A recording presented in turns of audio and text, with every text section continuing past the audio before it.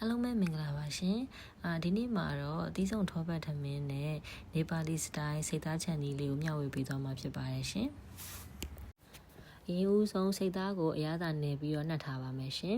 စိတ်သားလေးကိုဒိန်ချင်းထမင်းစားစွန်းနဲ့3စွန်းခန့်ထည့်ပါမယ်နနွင်းမုံထမင်းစားစွန်း1စွန်းခန့်ထည့်ပါမယ်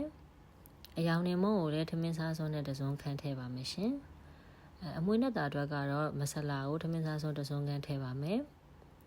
အရသာကိုတော့ညီမကဒီမှာတစ်ခါတည်းပေါ့နော်ထည့်ပြီးတော့ချက်မှာဖြစ်တဲ့အတွက်ကြောင့်မလို့များများလေးထည့်ထားပါတယ်စားကိုထမင်းစားစွန်းနဲ့တစုံခန့်အင်းညုံမုံကိုလည်းထမင်းစားစွန်းနဲ့တစုံခန့်မပြည့်တပြည့်လေးထည့်ထားပါတယ်ညီမဟင်းချက်တဲ့ခါမှာတော့အနစ်ထဲမှာထည့်ပြီးတော့ဟင်းညုံမုံတွေပါရမထည့်တော့ဘူးမလို့တစ်ခါတည်းဒီမှာ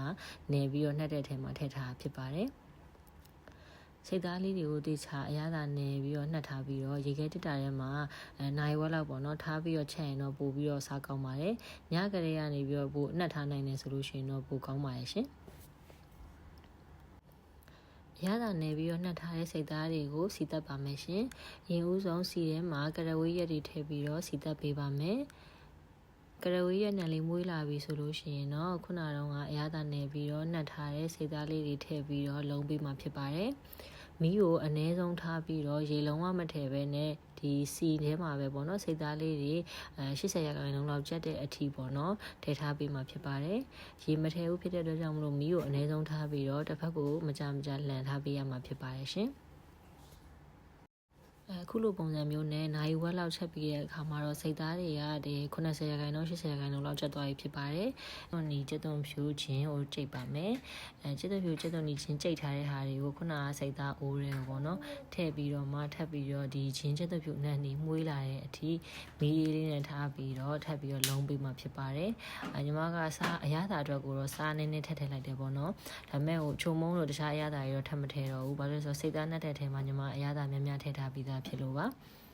ခုနကထည့်ထားတဲ့ဂျင်းကျက်သူနဲ့နေမွေးလာပြီးတော့နည်းနည်းကျွတ်လာပြီဆိုလို့ရှိရင်တော့ဒီဆုံဆေးရည်လေးပေါ့နော်ရှည်အနှဲငယ်လေးကိုထည့်ပြီးတော့နည်းနည်းလေးဂျင်းကျက်သူဖြူလေးနိုးသွားအောင်ပေါ့နော်ခဏတည်ထားပေးမှဖြစ်ပါတယ်ဂျင်းကျက်သူဖြူလေးတွေဣပြီးတော့နိုးလာပြီဆိုလို့ရှိရင်တော့ညီမတို့ကရေနည်းနည်းအဲ့တော့ထည့်လိုက်တယ်ပေါ့နော်ညီမရေလေးနည်းနည်းထည့်ပြီးတော့ဒါကညီမ pressure cooker နဲ့ချက်တာဖြစ်ပါတယ်pressure cooker ကိုခဏပိတ်ထားပြီးတော့မီးအနည်းဆုံးထားပြီးတော့ပေါ့နော်စိတ်သားနိုးတဲ့အထိချက်ပြီးမှဖြစ်ပါတယ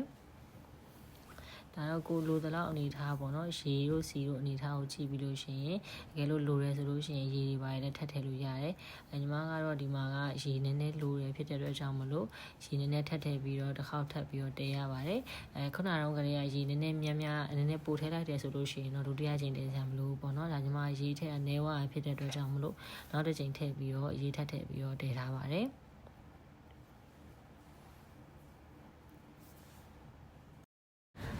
ညီမကအဟင်းအနှစ်ရွှဲလေးပေါ့နော်စီကြံရေကြံပုံစံလေးစားချင်တာဖြစ်တဲ့အတွက်ကြောင့်မလို့ပြီးတော့စိတ်သားကလည်းနူးပြီဆိုတော့လေဒီအနေထားလေးမှာပဲညီမကဟင်းကိုချလိုက်ပါတယ်တကယ်လို့ကိုကစီပြန်စားချင်တယ်ဆိုလို့ရှိရင်လည်းရေခမ်းနဲ့ထိထပ်ပြီးတော့တည်လို့ရပါတီးဆုံထောပတ်ထမင်းချက်ဖို့အတွက်ညီမကတော့ဓာတ်မောက်ဆန်ပေါ့နော်ဘတ်စမာတီဆန်စံချိန်ခွက်နဲ့2ခွက်သုံးထားပါတယ်ဆန်လေးကိုရေဆေးပြီးလို့ရှိရင်တော့အိုးထဲကိုထောပတ်တစ်ခဲထည့်ပါမယ်ထောပတ်တွေပျော်လာပြီဆိုလို့ရှိရင်တော့တစ်ချက်ပူခောက်ရဲကရဝေးရွက်လေးရဲထည့်ပြီးတော့စီသက်ပေးမှဖြစ်ပါရဲ့ရှင်အနံမွေးလာပြီဆိုလို့ရှိရင်တော့ခုနကရေဆေးပြီးတော့စစ်ထားတဲ့ဘတ်စမာတီဓာတ်မောက်ဆန်လေးတွေကိုထည့်ပြီးတော့ခဏလောက်ရေနည်းနည်းလေးခြောက်သွားရဲ့အထိပေါ့နော်အိုးထဲမှာထည့်ပြီးတော့မွေးပြီးမှဖြစ်ပါရဲ့ရှင်ဆန်စိမ်းနဲ့နည်းနည်းပျောက်သွားပြီးတော့အနံလေးနည်းနည်းမွေးလာပြီဆိုလို့ရှိရင်တော့ထမင်းချက်မဲ့အိုးတွေကိုလှည့်ပြီးတော့ရေဦးပေါ့နော်ဆန်ချိန်ခွက်နဲ့ခုနက2ခွက်ဆိုလို့ရှိရင်ညီမကရေ4ခွက်ထည့်ပြီးတော့တည်ထားဖြစ်ပါရဲ့ရှင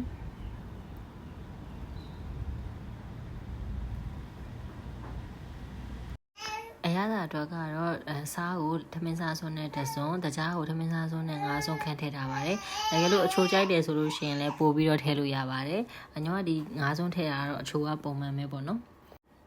တီးဆုံးထောပတ်သမင်းရဲ့အပေါ်မှာတင်မဲ့အသီးနှံလေးတွေကိုပြင်ဆင်ပါမယ်။ထောပတ်အနေငယ်ကိုအိုးထဲမှာထည့်ပြီးတော့ထောပတ်လေးတွေပျော်လာပြီဆိုလို့ရှိရင်တော့ထည့်မဲ့အသီးနှံတွေကိုထည့်ပြီးတော့ခဏလောက်မွေးသွားအောင်ကြော်ပြီးမှဖြစ်ပါတယ်။ညီမကတော့ဒီမှာ frozen လုပ်ထားတဲ့ဥနီရဲ့ပဲစိမ်းရဲ့ပဲတောင်ရဲ့ပြောင်းမှုရဲ့ထည့်ထားပါတယ်။မိမိကြိုက်နေတတ်တဲ့အသီးနှံလေးကိုထည့်လို့ရပါတယ်နော်။ ထမင်းကိုချက်ခံနေပြီဆိုလို့ရှိရင်တော့အရင်ဆုံးအပေါ်ကနေပြီးတော့အသီးလျှောက်လေးတွေစပြီးတော့ဖြူပေးမှာဖြစ်ပါတယ်ရှင်ညီမကတော့စပစ်သီး6ရဲ့တီဟူစီလော်ထားတာလေးတွေရဲ့ကိုအရင်ဆုံးထည့်ပေးလိုက်ပါတယ်နောက်ဆုံးမှာတော့ခုနကထောဘက်နဲ့ကြော်ထားတဲ့အသီးနှံလေးတွေကိုအပေါ်ကနေဖြူပေးမှာဖြစ်ပါတယ်ရှင်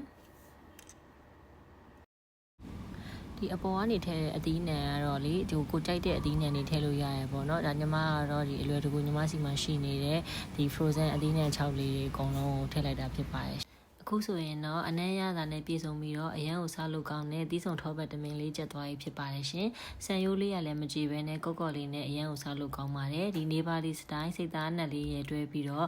ပဲတီချင်တုပ်လေးနဲ့စားတဲ့အခါမှာအရန်ကိုမှထမင်းမိန်ပါတယ်ရှင်။ဗီဒီယိုလေးကိုအဆုံးထိကြည့်ပြီးတဲ့အတွက်အားလုံးကိုကျေးဇူးအများကြီးတင်ပါတယ်။နောက်ဗီဒီယိုတွေမှာလည်းပြန်တွေ့ကြပါမယ်နော်။